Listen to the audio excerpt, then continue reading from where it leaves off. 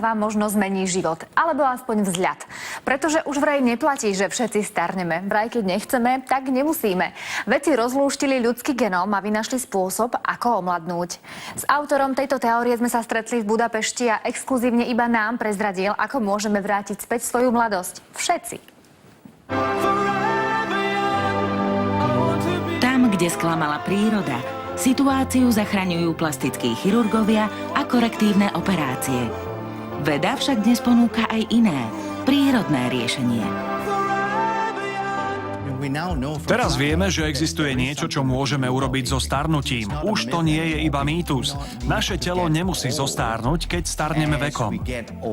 Všetci starneme a všetci chceme vyzerať mladšie. Celebrity na celom svete sa neubránili vráskam, aj keď majú všetky peniaze sveta. Ako si potom môžeme mladosť prinavrátiť my? Veríme, že dokážeme kontrolovať gény. Nemeníme ich, len meníme ich správanie. To, ako vplývajú na náš život a na naše telo. Dodávame im látky, ktoré im pomáhajú obnoviť funkčnosť, ktorú starnutím strácajú. Jedna vec, ktorú gény robia, je, že produkujú proteíny.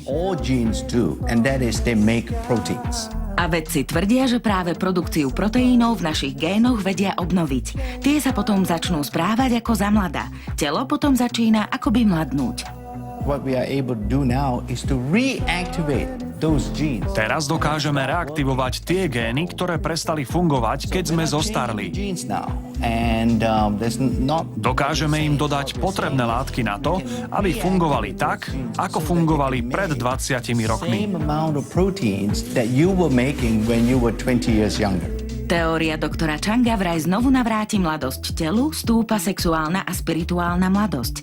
Údajne predlžuje život, ale nebudeme s ňou žiť večne. Nakoniec všetci z nás umrú. Pomocou našej teórie však budeme vyzerať a cítiť sa mladšie oveľa viac rokov. So starobou prichádzajú aj choroby. Doktor Chang tvrdí, že aj im dokáže predísť. Jeho teória, že starnutie je mýtus, tvrdí, že môžeme všetci umrieť zdraví.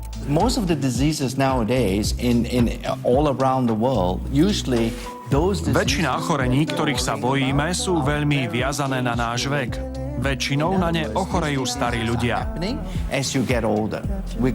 Cukrovka typu 2 je klasický príklad, ale aj porážka či srdcový infarkt. Aj tie majú väčšie riziká vo vyššom veku. My sa sústredíme viac na prevenciu ochorení, nie na ich liečbu.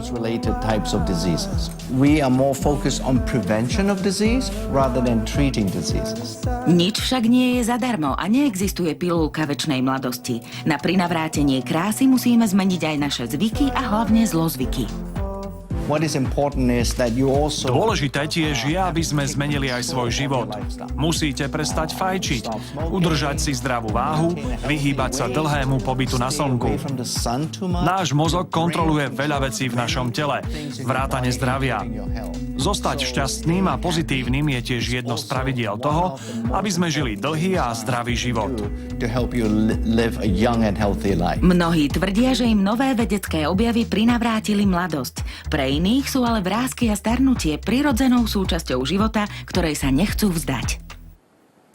Ako som už spomínala, prázdniny a dovolenky sú tu už od